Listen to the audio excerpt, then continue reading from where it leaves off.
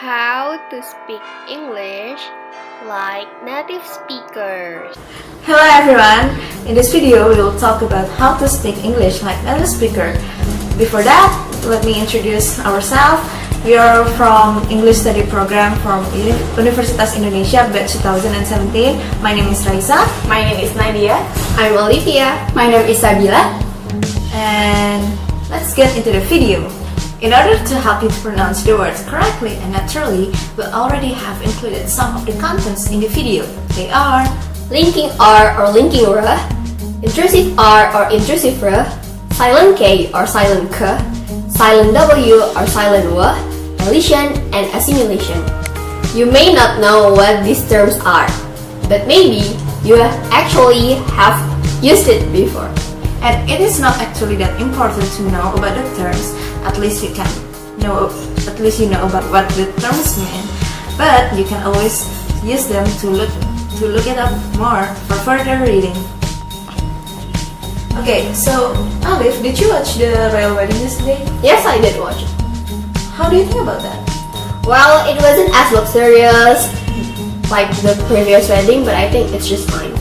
Well, some people said that history repeats itself with the wedding. Really? Ow, my knee hurts. Your what? Knee? It's not me, it's me. Is it? It is. From the previous conversations, you know that I pronounced the word knee wrong. It should be knee, not knee. You don't exactly pronounce the K sound.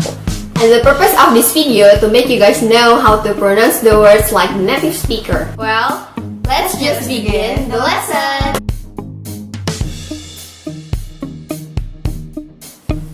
So hello guys, I'm Nadia and I would like to explain about connected speech. So connected speech is spoken language that is used in continuous sequence as normal conversations. In English, many words affect each other when we put them together in phrases or sentences. By learning connected speech, it will help people to speak English faster, more natural, more fluent, and much more like a native speaker. There are several types of connected speech such as elision, assimilation, linking, and also intrusion. In this video, we would like to explain more about linking R, intrusive R, elision, and assimilation. So let's listen.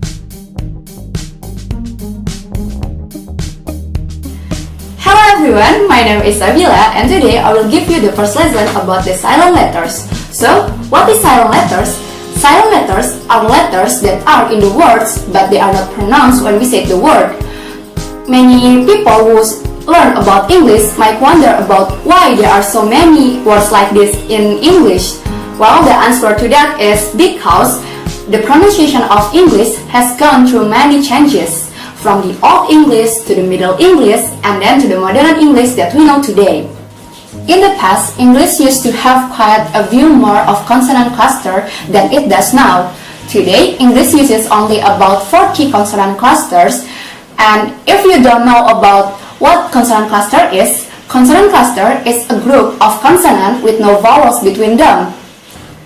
As a result of this change, one consonant cluster that has disappeared is K or K that is followed by N. And this consonant cluster gives us the silent K in words such as knife that used to be pronounced knif before the change. Another consonant cluster that has disappeared too is WR or W that is followed by R in words such as wrong and right. When you watch this, you might also wonder about why we need to know about the silent letters. Well, it is because there are more than 60% of words in English that have the silent letters in them, which can cause problems to the spelling of the words. Silent letters also help the reader to differentiate between homophones. It is the words that have the same sound but difference in meaning and spelling. We can know the difference between no and the difference between whole and whole because of the letters K and W in the words. So let's get started with the example of silent letters. The first silent letter is silent K. It happens when the letter K is followed by the letter N in the beginning of a word, and thus the K is not pronounced. I will give you the example words of silent K twice and you can try to follow it. The first word is knife. knife. And the next one is night, night. And then knee, knee. And then no, no. And the last one is knowledge, knowledge. So that's the example of the silent K. And now let's move on to the next silent letters. It is the silent W. There are actually a few rules about the silent W, but the most common rule is that it occurs when the letters W is followed by R in the beginning of a word. For example, in a words like rat, ring, wrong, right, and wrinkle. The next rule is when the letter W is followed by the letter H in the beginning of words, such as in words who, whom, and whole. There is also silent W in the middle of words. It happens when the letter S meets the letter W, and then it will be pronounced as S. For example, in words answer and sword. So that's all the lesson about the silent K and the silent W. Now let's move on to the next lesson. Now I would like to explain the first type of the connected speech. It's called intrusive R. Do you know the TV series titled Law and Order? No, we're not gonna talking about this TV series, but we're talking about phonetics. So when we're speaking quite quickly, we might probably say law and order instead of law and order. Even though there is no R sound after the word law, many native speakers will naturally join the two sounds with the R sound. This is called intrusive R. The intrusive R or intrusive pronunciation happens between two words, when the first word ends with the vowel sound and the second word begins with the vowel sound as well. Usually, there is what is called the schwa sound, or block O that ends the first word. The R comes up at between the two words because for some people it is easier to say that way. You can try to use the intrusive R to make your English sounds more natural and fluent. Now I will give you the examples. The first example is media repetition. The word media ends with the vowel sound is schwa, and the word attention also begins with the schwa sound. Therefore, I connect them with the intrusive R, so it becomes media retention. You can try to pronounce it, media retention. And the next example is in the sentence I saw an elephant. The word saw ends with the long O sound, and then the next word is so I connect them together with the intrusive R. It becomes I saw an elephant. You can try to pronounce it, I saw an elephant. The next type of the connected speech is called linking R or linking R. The linking R pronunciation happens between two words when the first word ends with the R sound and the second word begins with the vowel sound. If we pronounce the two words separately, we don't pronounce the R sound, but if we connect them together, we pronounce the R sound because it is easier to pronounce it that way. Now listen to this pair of words. The first time I will say them separately, and the second time I will pronounce them together. 4x, 4x. Here and now. Here and now. See, if we pronounce them together, it will sound more natural, right? I will give you other examples. You can try to follow after me. The door is open. My father and mother love shopping. Her eyes are blue. Can we cure it? Here in my room. His hair is dark. So how is it, guys? So intrusive R and linking R can help to make your English sounds more natural and fluent.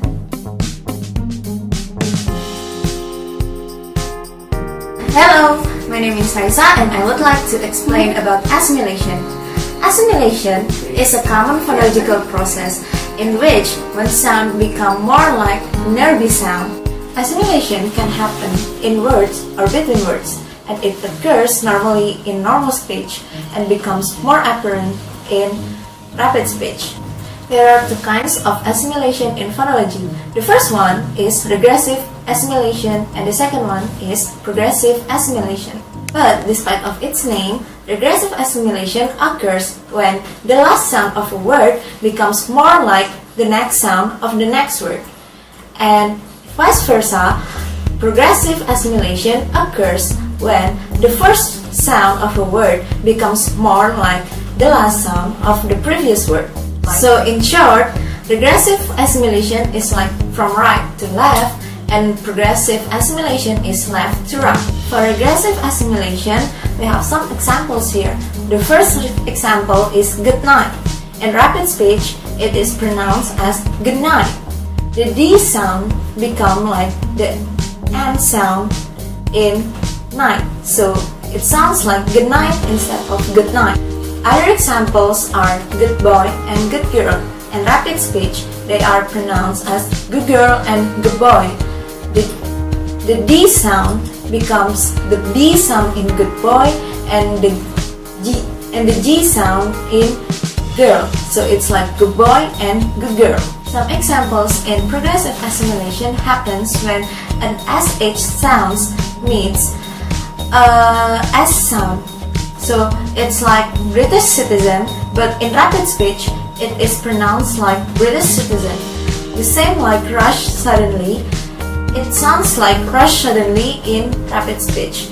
It actually helps you when there's an SH sound meets an S sound so that you won't pronounce it difficultly. Simply, assimilation can be called as fusion between two sounds. First example is T become P before M, B, P. For example, fast pace, flight plan, and mixed bag. The next example is D becomes B before M, B, and P. For example, back pain, blood bank, and gold mine. Next is N become M before M, B, and P. For example, Iron Man, action planning. Next, T becomes K before sound K and G. For example, credit card. Next is D becomes G before the sound K and G. For example, bad girl. The last is N becomes L before the sound K and G. For example, action group, golden gate.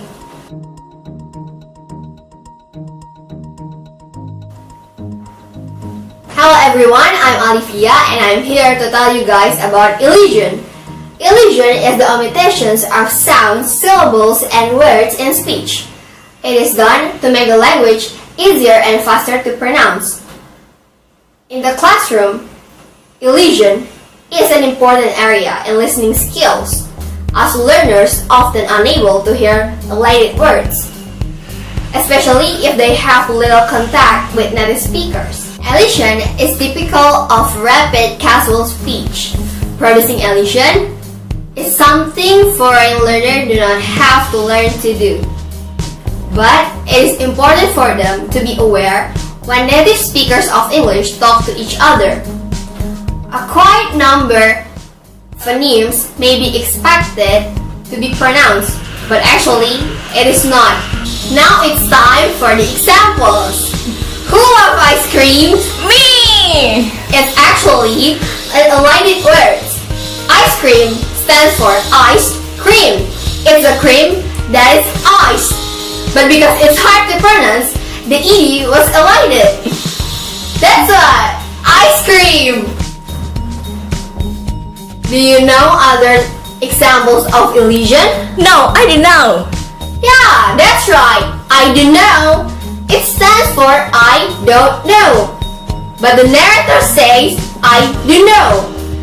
It's make it short to say, which is easier, and that is another example of elision. I'm so excited today because tomorrow I'm going to Bali. Hey! Today and tomorrow are also other examples of elision. Today, tomorrow. What's another example of elision? By the way, I'm hungry. Do you guys want to eat something? Yes, potato. Yeah, that's another example of elision. Potato. Because we try to speak naturally, it's supposed to be potato, but it turns to be potato. Yeah! Do you guys know what kind of menu contains potato? Fish and chips. Yeah, that's another example of elision. Fish and chips. Fish and chips. Do you guys know where's the best restaurant that serves great fish and chips? McDonald's. Is that even a restaurant? But hey, restaurant is also another example of elision. Restaurant. We omit the to, so restaurant. It's another example of elision. Let's go to McDonald's. Okay then, let's go. That's all the examples of elision. I hope you guys know how to use elisions right. From those basic words that we've learned as an examples, apparently that elision is always something that you guys have been using this entire time. So now you know how to use elision. That's all from me. Thank you. Okay guys, so how's the lesson?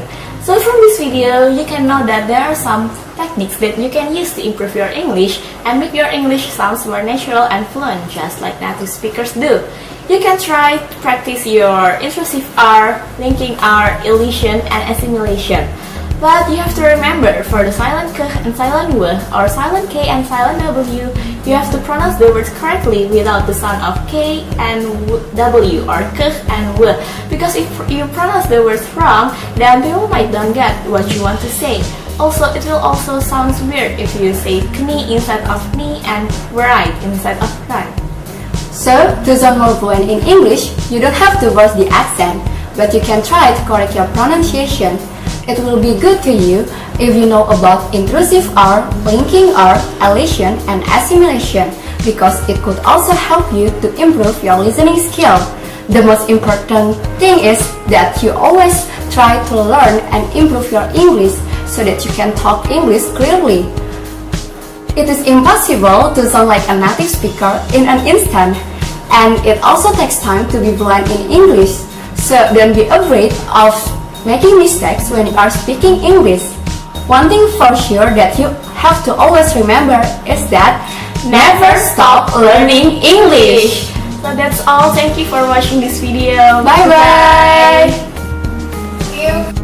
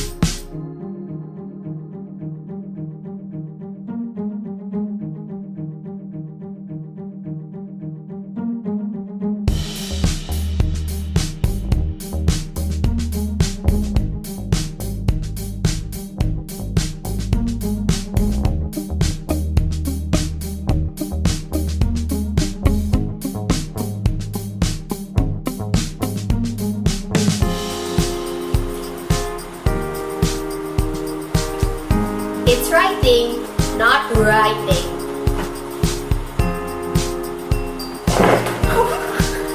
Ow! My knee hurts, not my knee hurts.